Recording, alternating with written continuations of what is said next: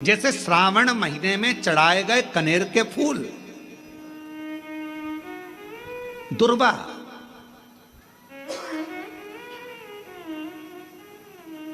और हम सबसे कहेंगे, अब मान लो यदि कोई विशेष कोर्ट का केस चल रहा हो, कोई कोर्ट में कोई बातें चल रही हो, अदालत आदि में कोई कार्रवाई चल रही हो, कोई फाइल प्रशासनिक अधिकारियों के पास फंस गई हो और कुछ ना कुछ उसमें अपने को लगता है कि तकलीफ का प्रसंग है, तो हम कहेंगे शिव की आराधना करो, सत्यता पर जियो,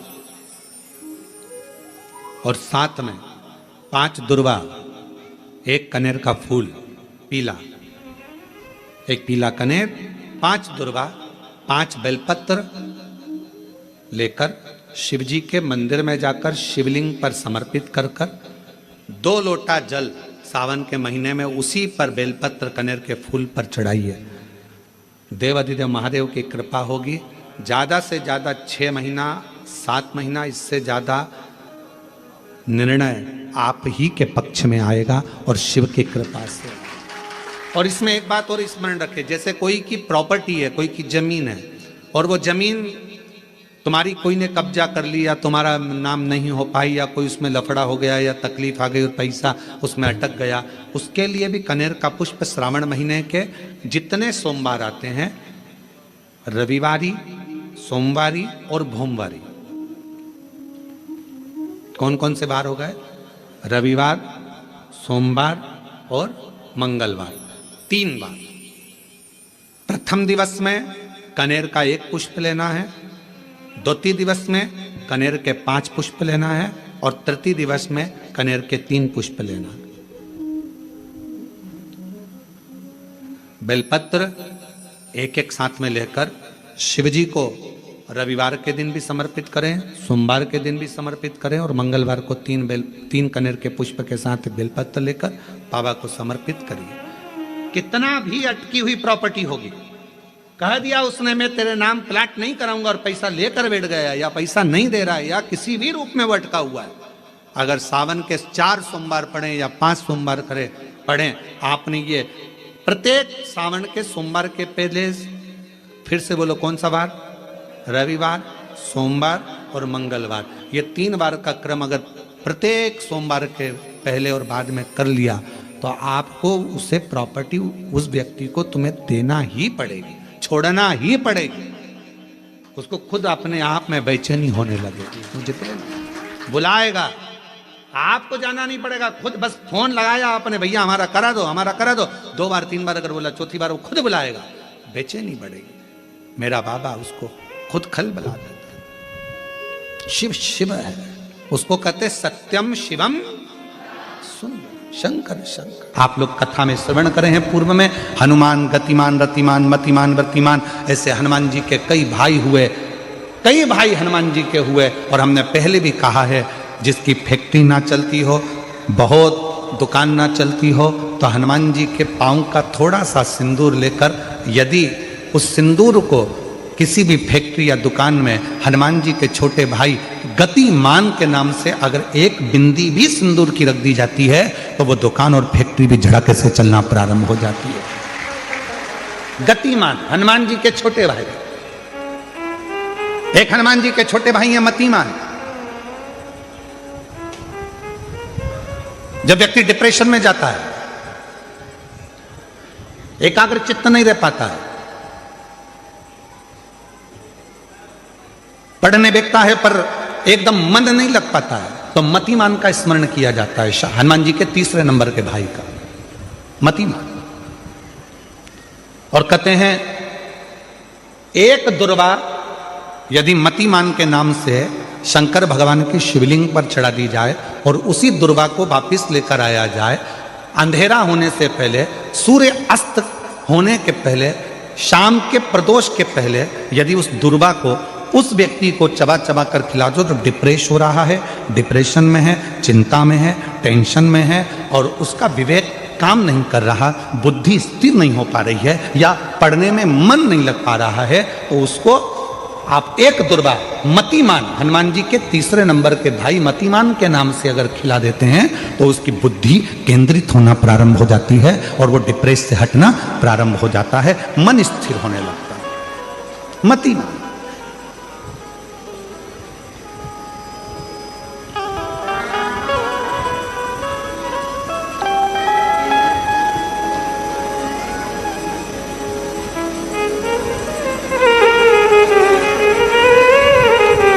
और एक नाम आता है व्रतिमान। इसका प्रैक्टिकल तुम अभी यहीं से कर लेना, ठीक है? चलते चलते मालूम पड़े तुम्हारी पार्किंग यहां से आधा किलोमीटर दूर है, ठीक है? अरे बोलो तो जम के। आधा किलोमीटर दूर तुम्हारी पार्किंग है और तुम्हारी उम्र लगभग बहुत हो गई। मालूम पड़े तुम थोड़े वृद्ध हो गए हो और तुम्हारा घुटना दुख रहा है, तुम्हारी कमर दुख रही है, चलते चलते बड़ी मुश्किल से तुम कथा स्थल तक पहुंचे हो। अब मन में आ रहा है कि मुझे वापस पार्किंग तक जाना है, कैसे जाऊंगी, पाँव तो दुख रहा है। तो एक काम आज चलते चलते करना कि कहीं सीवर वाला महाराज झूठ तो नहीं बोल रहा है, तो प्रैक्टिकल करके जाना। क्या करोगे? यहां से जाते समय आप जब जा रहे हो और आपके शरीर का कोई अंग जब दुख रहा है तो श्री शिवाय नमस्तुभ्यम कहकर श्री व्रतिमान हनुमान का स्मरण करो। किसका स्मरण करना है? जम के बोलो, व्रतिमान हनुमान। व्रतिमान हनुमान का स्मरण करके कहीं पर भी बैठकर अपने पांव की छोटी वाली जो उंगली है उसको जम के दबाना और दबाने के बाद चल देना। जिस जगह पर भी दर्द हो रहा होगा मेरा बाबा आपको मंजिल तक पहुंचाएगा, दर्द होने नहीं देगा। कल नहीं करना, प्रैक्टिकल आज ही करना। काल करे सो आज कर। व्रतिमान आज करेंगे गुरुजी, 3 महीने में फर्क दिखेगा। तुम तो आज का बताओ ना कि आज की आज में फल कैसे मिले। तो बिल्कुल तैयारी में बैठो। जाते जाते व्रतिमान हनुमान भगवान श्री शिवाय नमस्तुभ्यम का स्मरण कर कर एक ऊर्जा के साथ, ताजगी के साथ चलते जाओ। शिव थोड़ा बहुत नहीं देते, मेरे भगवान देते हैं चप्पल फाड़ कर। लोगों के स्मरण में है कि नहीं हमको नहीं मालूम, पर 2 माता ऐसी है, 2 जगत जननी ऐसी है कि दुनिया का कोई भी व्यक्ति कितना भी टोना कर दे, चाहे दुनिया का कोई भी व्यक्ति कितनी भी विद्या कर दे, चाहे दुनिया का कोई भी तांत्रिक कोई विद्या करने वाला तुम्हारे ऊपर कितनी भी विद्या कर दे, 2 देवी ऐसी है जो उस टोना को, उस विद्या को पलट देती है। और यह हम नहीं कर रहे हैं, देवी भागवत कर रही है। देवी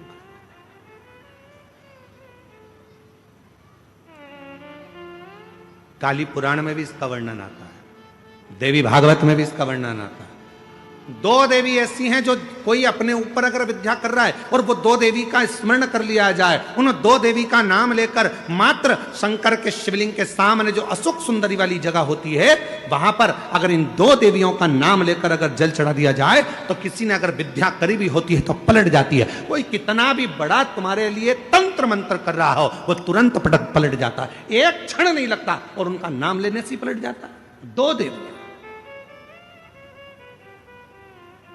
एक प्रत्यग्रा माता, एक है प्रत्यग्री माता और दूसरी है दंतेश्वरी माता, जिसका काली पुराण में विशेष वर्णन लिखा, जिसका देवी भागवत में वर्णन आता है। और महाराज प्रत्यग्री माता का वर्णन स्वयं यहां तक, प्रत्यग्रा माता का वर्णन यहां तक अथर्व वेद में भी प्रत्यग्री माता का वर्णन और दंतेश्वरी माता का स्मरण यहां तक अथर्व वेद में भी वर्णित किया गया प्रत्यग्री माता का। काली पुराण में तो है, देवी भागवत में भी है। ये जो 2 देवियां हैं, एक प्रत्यग्री माता और दूसरी जम के बोलो दंतेश्वरी माता। ये 2 माता ऐसी हैं, अगर भगवान शंकर का ये शिवलिंग है, ये जलाधारी है, माता पार्वती जी का हस्तकमल, और यहां सामने एक मोटी सी लाइन होती है अशोक सुंदरी का स्थान। इधर गणेश जी, इधर कार्तिकेय जी।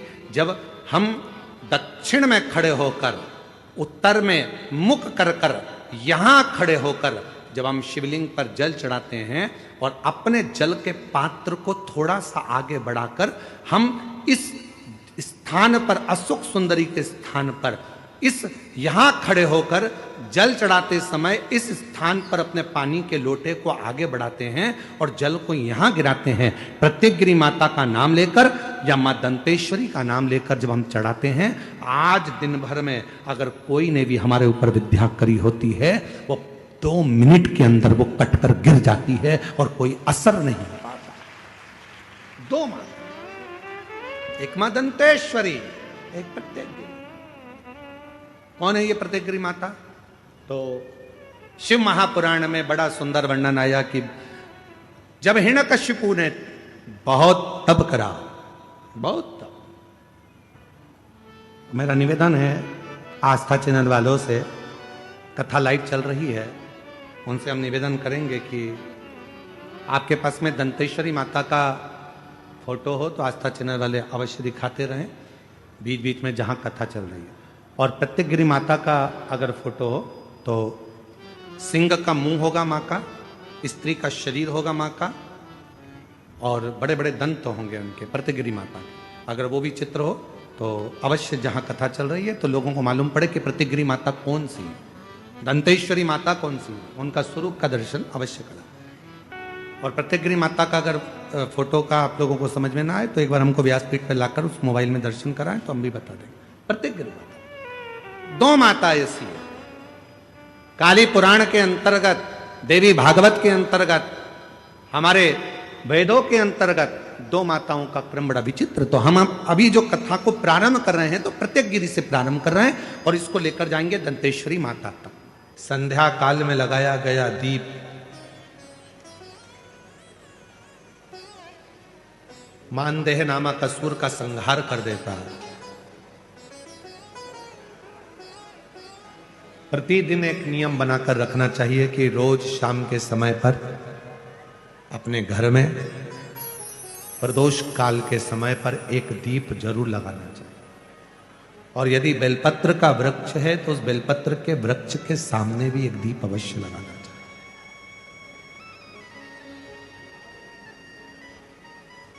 6 महीने में, 3 महीने में, 2 महीने में, 1 महीने में ऐसा नियम बनाया करो कि मुझे बेलपत्र की पूजन करना।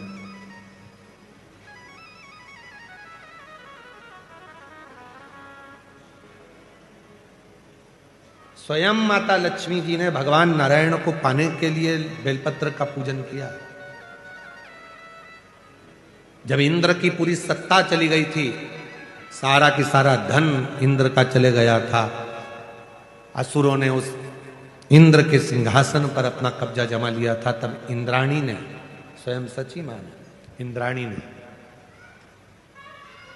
शिव जी की साधना करी, बेलपत्र के वृक्ष के, बेलपत्र की पूजन करें।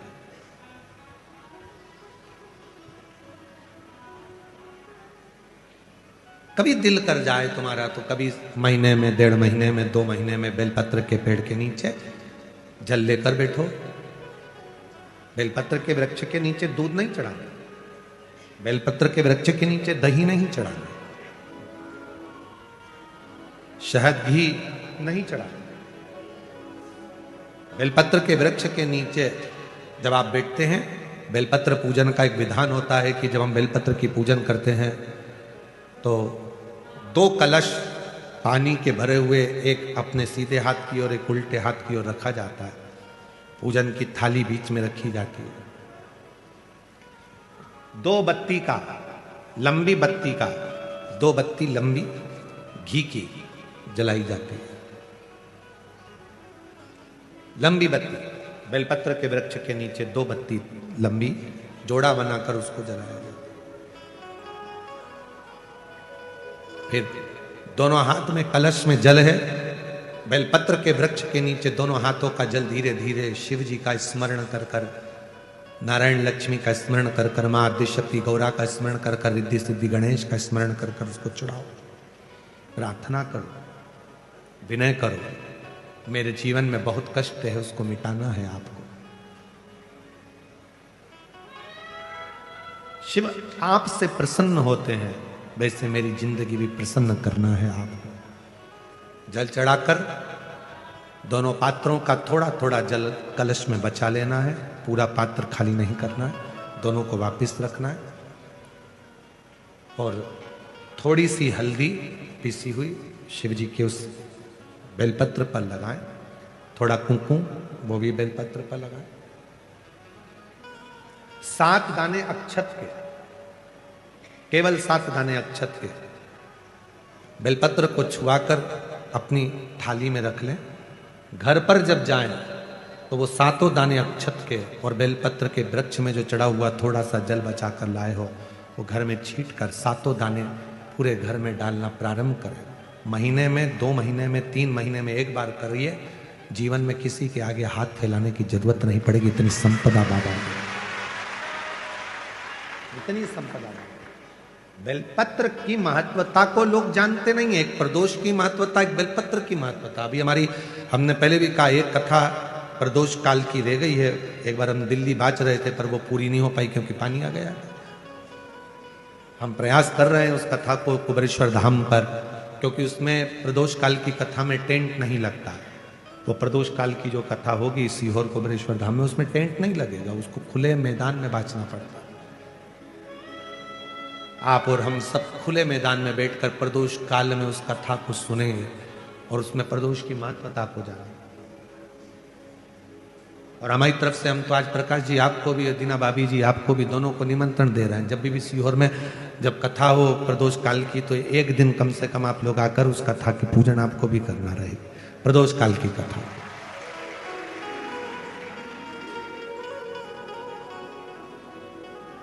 अभी तो नहीं है, पर जब भी तारीख निश्चित होगी, 1-2 साल में, जब बाबा कृपा करेगा तब उसको सकेंगे। पंडाल में भले तुम्हारे लिए हम सोने के लिए पंडाल लगा देंगे, पर कथा सुनने के लिए तो आपको मैदान में ही बैठना पड़ेगा, खुले आसमान।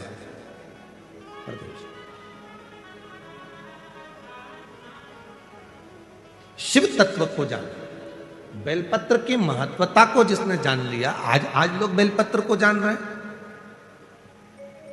कि बेलपत्र खाने से शुगर, बीपी, थायराइड जैसी बीमारियां भी ठीक हो जाती हैं। उस बेलपत्र की महत्वता को जान। और फिर निवेदन है, आपके शरीर में कष्ट है तो बेलपत्र का सेवन करो। रोज रोज बेलपत्र वैसे ही नहीं खाना। कई बार बेलपत्र खाने से मुंह में छार छारपन आ जाता है, कई बार मुख का स्वाद भी कम हो जाता है बेलपत्र खाने से। तो निवेदन है, रोज रोज ना खाइए, जब जरूरत है। और जरूरी नहीं कि आप 3 पत्ती यहाँ से जो बेलपत्र दी जाती है 7 दिन तक, जो रोज एक बेलपत्र दी जाती है, वो तो खाने के लिए दी जाती है। पर समापन के दिन की बेलपत्र तो खाने की नहीं रहती, उसको तो ले जाकर लोग लाल कपड़े में बांध अपने घर में रख देते हैं तिजोरी में। आखिरी दिन की बेलपत्र तो वैसे भी तिजोरी का भंडार के लिए होती है। तो जो बेलपत्र होती है, जरूरी नहीं कि तुम पूरी बेलपत्र खाओगे तो दवाई असर करेगी। बेलपत्र का अग्रण्य भाग का थोड़ा सा पत्र भी यदि हम पा लेते हैं, उसको ग्रहण करते हैं, तो वो भी उतना असर करता है।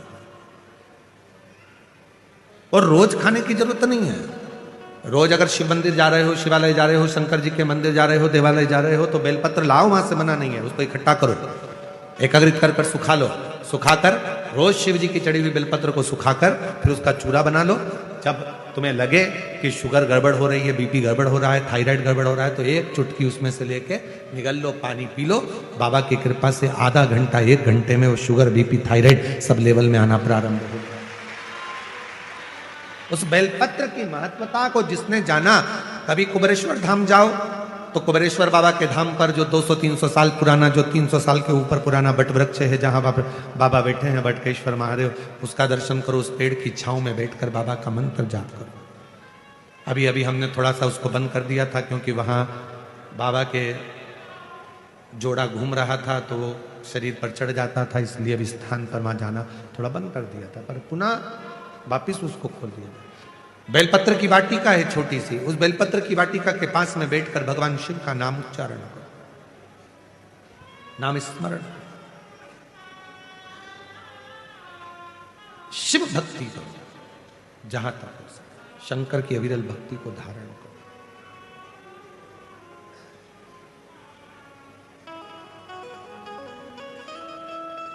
शिव की साधना आराधना जीवन को सुख देती है। बेलपत्र का वृक्ष का पूजन अर्चना हमें आनंद प्रदान करता है। बंसल जी, आज के समय में ये जितने भी श्रोता बैठे हैं और जितने बाहर बैठे हैं और जितने ऑनलाइन सुन रहे हैं अपने अपने घरों में बैठकर, मोबाइल पर, व्हाट्सएप पर, इंस्टाग्राम पर, फेसबुक पर, जितने भी सोशल मीडिया पे सुन रहे हैं, मैं एक एक श्रोताओं से, जितने टीवी पर सुन रहे हैं और जितने यहाँ सुन रहे हैं, मैं सबको खड़े होकर पूछ सकता हूँ कि आपने कहाँ तक पढ़ाई करी है। बुजुर्ग माताएं भी कह देगी कि मैंने भी कहीं 8वीं पढ़ा होगा, 5वीं पढ़ा होगा, 6ठी पढ़ा होगा, 7वीं पढ़ा होगा। कोई कहेगा कि मैंने MBA करा होगा, कोई कहेगा मैंने ये पढ़ाई करी, कोई कहेगा मैंने ये पढ़ाई करी। आज के समय में हर व्यक्ति पढ़ा लिखा है, वो समझता है कि हमको अगर मंजिल तक पहुंचना है और आगे बढ़ना है तो हमें निंदा, बुराई, चुगली, इन सब से दूर हटना है और अपने लक्ष्य को पकड़ना है और आगे बढ़ना है। लक्ष्य अपना हो। अमृत कहां मिलेगा, ये पार्वती जी पूछ रही हैं। समुद्र में अमृत है। शिव जी कहते हैं अगर समुद्र में अमृत होता तो समुद्र खारा ही नहीं होता। मंथन समुद्र में भी नहीं। तो वो जो अमृत मंथन हुआ था, वो अमृत जो निकला था, वो क्या है? शिव जी ने कहा वो तो विचारों का मंथन है। और विचारों का जब मंथन होता है तो उसमें जो अमृत निकलता है वो जीवन को सुख देता है। आज हम एक बात इस व्यासपीठ से, काशी की भूमि से कहना चाहेंगे।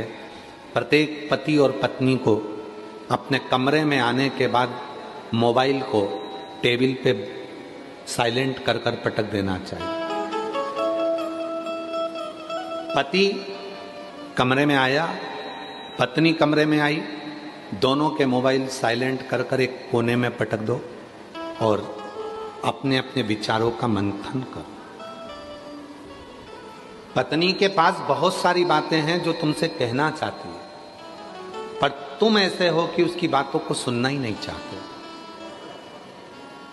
पति कहते हैं ये निंदा करेगी, बुराई करेगी अपनी सास की, ससुर की, परिवार की। ठीक है, किससे कहेगी? वो अपना मन हल्का करने के लिए अपने पति से ही तो कहेगी। अगर पड़ोसी से कहना चालू कर देगी तो तुमको काली मिर्ची लग जाएगी। कहेगी तो पति से। किससे कहेगी? कहेगी तो पति से। अपने केवल मंथन समुद्र का नहीं हुआ, मंथन विचारों का हुआ। विचारों का मंथन। बच्चों को क्या कराना है, कहाँ पढ़ाना है, उनकी एजुकेशन कैसी होना चाहिए, आगे का क्या करना है इनका। पर हम मंथन करते हैं तो दूसरों का करते हैं। सास ने ऐसा बोल दिया, ससुर ने ऐसा बोल दिया, तुम्हारी बहन ने ऐसा बोल दिया, तुम्हारे भाई ने ऐसा बोल दिया। ये मंथन नहीं चाहिए। मंथन में अपने लिए सोचो, अपने बच्चों के लिए सोचो, अपन कैसे खुश रह सकते हैं वो विचार करो। तुम सबसे ज्यादा बहू, किसी की भी अगर बहू होगी तो सबसे 33 कोटि देवी देवता में सबसे ज्यादा बहू माता पार्वती जी की थी। माता पार्वती।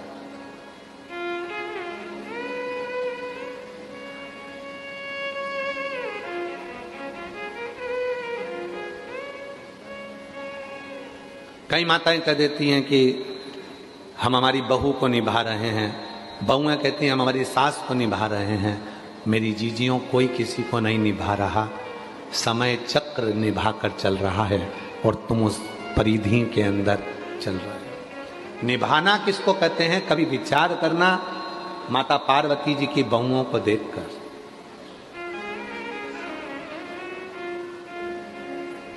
बहुओं को देख, एक मां छठी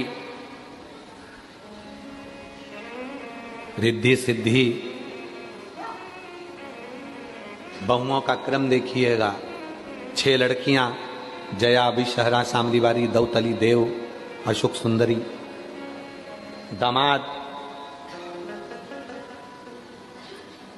बच्चों के बच्चे शुभ और लाभ, उनके बच्चे अमोद और प्रमोद।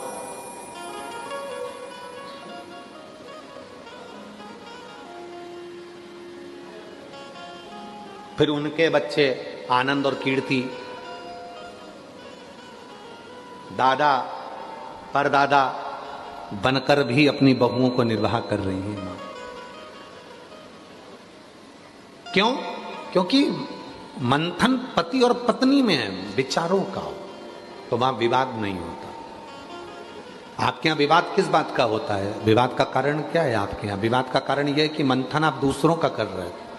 पापा ने बोल दिया, मम्मी ने बोल दिया, उसने ये बोल दिया, उसने वो बोल दिया। मंथन अपना करो ना। कल अपने को क्या करना है, आगे कैसे बढ़ना है, बच्चों को एजुकेशन कराना है तो उसकी लाइन पकड़ाना है, उसको वो पढ़ना चाहता है, उसको पढ़ाना है। मंथन करो कि कल कमाई कैसे करेंगे, बच्चों को कैसे पढ़ाएंगे। मंथन वो नहीं है कि अपनी हिम्मत को हार देना, विष निकाल लेना, इसको मंथन नहीं कहा गया।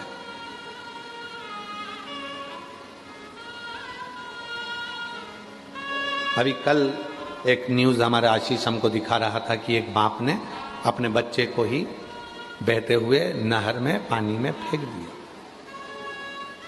मां अपने एक बच्चे को लेकर चली गई, बाप के पास एक बच्चा रह गया, दोनों में लड़ाई झगड़ा चल रहा था और बच्चे से क्या तुमने निकाला, ये अमृत नहीं है, ये विष है,